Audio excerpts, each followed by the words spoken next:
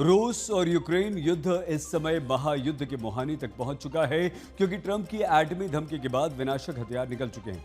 किसी भी समय अमेरिका और नाटो की मदद से रूस पर यूक्रेन बहुत बड़ा हमला कर सकता है।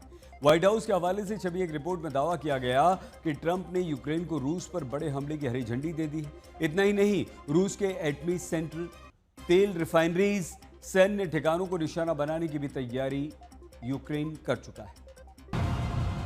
रूस पर हमले के लिए ट्रंप की यूक्रेन को हरी झंडी। पुतिन के परमाणु ठिकानों पर हमले की तैयारी शुरू। लंबी दूरी से मॉस्को पर यूक्रेन कर सकता है हमला। अब अमेरिकी हथियारों से पुतिन को हराएगा यूक्रेन। यूक्रेन को ट्रंप का तोहफा, टॉम हॉक का बड़ा धमाका। नाटो के फाइटर तैयार, ट्रंप की मिसाइलें हैं तैयार। ट्रंप का बारूदी प्लान, पुतिन का एटम बम निशाना। अमेरिकी राष्ट्रपति ट्रंप की एटमी युद्ध वाली धमकी के बाद पुतिन की सेना ने यूक्रेन के न्यूक्लियर पावर प्लांट पर हमला किया। यह हमला नाटो और अमेरिका को पुतिन का सीधा संदेश है कि उनकी सेना महायुद्ध के लिए तैयार है और ट्रंप की धमकी से रूस डरने वाला नहीं है। पुतिन के बारूदी इरादों को देखते हुए नाटो और अमेरिका ने रूस की घेराबंदी शुरू कर दी है। पोलैंड में नाटो सेनाओं के लड़ाकू विमानों की तैनाती के साथ साथ नाटो ने यूक्रेनी सैनिकों की ट्रेनिंग के लिए एक सेंटर खोला है।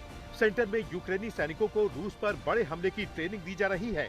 तो वहीं हंगरी के प्रधानमंत्री विक्टर ओरबन ने ऐलान कर दिया है कि यूरोपियन यूनियन ने रूस के खिलाफ युद्ध की तैयारी पूरी कर ली है। किसी भी वक्त यूरोपियन यूनियन की तरफ से रूस पर हमला किया जा सकता है। यूरोपियन यूनियन के कुछ नेता ईयू का पूरा फंड यूक्रेन को देना चाहते हैं। वो लगातार कानूनी हथकंडों के जरिए युद्ध को भड़काने में लगे हैं। यूक्रेन के लिए हथियारों की फंडिंग करना चाहते हैं। नेताओं की नीतियों को देखकर लगता है कि वो सिर्फ और सिर्फ रूस से युद्ध लड़ना चाहते हैं। हंगरी का ये बयान अमेरिकी राष्ट्रपति ट्रंप के उस बयान के बाद आया है जिसमें ट्रंप ने रूस को परमाणु युद्ध की धमकी दी थी। ट्रंप ने यही दावा किया था कि रूस के बॉर्डर पर उनकी 2 एटमी सबमरीन मौजूद हैं, यानी रूस पर हमले की तैयारी पूरी है। ट्रंप के परमाणु पनडुब्बी तैनात करने के दावे पर रूस के पूर्व राष्ट्रपति दिमित्री मेदवेदेव ने तंज कसते हुए पलटवार किया। ट्रंप ने वादा किया था कि वो रूसी तटों पर परमाणु पनडुब्बियां भेज चुके हैं, लेकिन अभी तक वो नहीं आई हैं। दिमित्री ने अपने कटाक्ष के तीर सीधे अमेरिकी राष्ट्रपति पर चलाए। ट्रंप की एटमी धमकी का जमकर माहौल उड़ाया। दावा किया कि ट्रंप अपनी साख बचाने के लिए सिर्फ माहौल बना रहे हैं।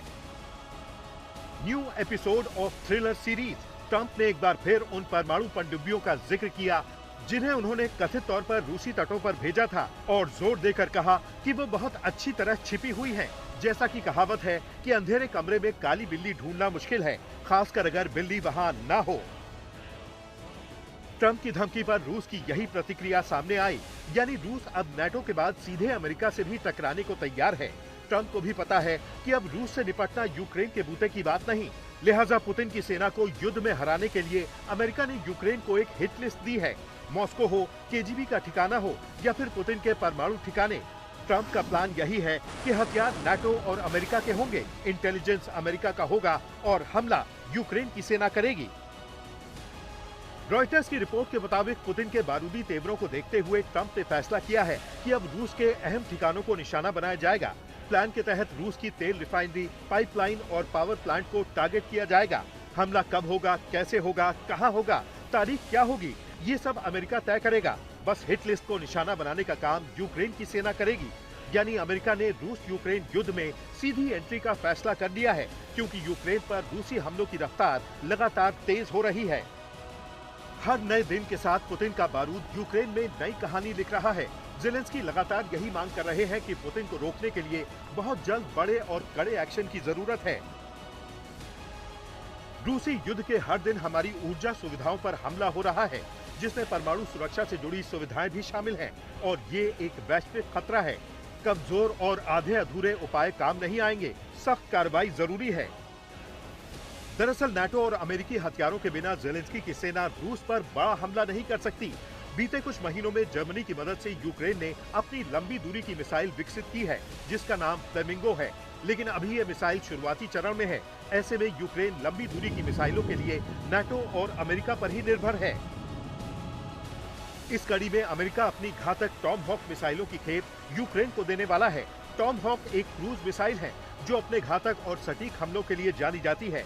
इस मिसाइल को जमीन और समंदर से लॉन्च किया जा सकता है। टॉमहॉक की रेंज 2500 किलोमीटर है, यानी यूक्रेन टॉमहॉक मिसाइल से रूस के अंदर बड़े हमले कर सकता है, जैसे रूस के सैन्य ठिकाने, रूस के हथियार भंडार, रूस के कमांड सेंटर, यहाँ तक कि रूस की तेल रिफाइनरी, जो अभी तक यूक्रेनी सेना की पहुंच से बाहर है। रूस का यही कहना है कि यूक्रेन को अगर अमेरिकी टॉमहॉक मिसाइलें मिली तो रूस भी अपनी विनाशक मिसाइलों का मुंह यूक्रेन की तरफ खोल देगा। यहाँ तक कि रूस की मिसाइलों के निशाने पर कई नाटो मुल्क भी हैं। बड़ी बात यह है कि अमेरिकी हथियारों से निपटने के लिए पुतिन अपनी घातक मिसाइल का इस्तेमाल यूक्रेन पर कर सकते हैं। ऐसी ही एक मिसाइल है इस्कंदर मिसाइल। दरअसल इस्कंदर एक short range ballistic missile system है। इसे रूस ने अपनी सेना में साल 2006 में शामिल किया था। इसकी रेंज 500 किलोमीटर है और ये एक बार में 700 किलोग्राम तक का विस्फोटक ले जा सकती है। बड़ी बात यह है कि इस्कंदर की रफ्तार ध्वनि की रफ्तार से 7 गुना तेज है और तो और इस्कंदर एयर डिफेंस को चकमा देने में सक्षम है। ये पारंपरिक मिसाइलों की तरह सीधा रास्ता नहीं लेती। ये हवा में कलाबाजी करते हुए अपनी दिशा बदल सकती है। सरल शब्दों में समझे तो पुतिन की इस्कंदर मिसाइल ट्रंप के पैट्रियट एयर डिफेंस सिस्टम को भी चकमा दे सकती है, क्योंकि अपनी दिशा बदलने के साथ साथ इस्कंदर मिसाइल में लगा इलेक्ट्रॉनिक जैमिंग और डिकॉय सिस्टम दुश्मन के रडार और इंटरसेप्टर मिसाइलों को भ्रमित कर देता है। यूक्रेन को रूस की इस्कंदर मिसाइल की ताकत बखूबी पता है। चंद हफ्तों पहले पुतिन की सेना ने निकोलेव में इसी मिसाइल से हमला किया था। यह हमला यूक्रेन के अहम सैन्य ठिकाने पर किया गया था। सैन्य बेस पर मौजूद एयर डिफेंस सिस्टम भी रूस की इस्कंदर मिसाइल को रोकने में नाकाम रहा था। रूस के मिसाइल हमले में यूक्रेनी सेना को काफी नुकसान उठाना पड़ा था। यानी अब अमेरिका और रूस के हथियार आमने सामने हैं, वही विनाशक हथियार जो महायुद्ध की वजह बन सकते हैं। आज तक ब्यूरो।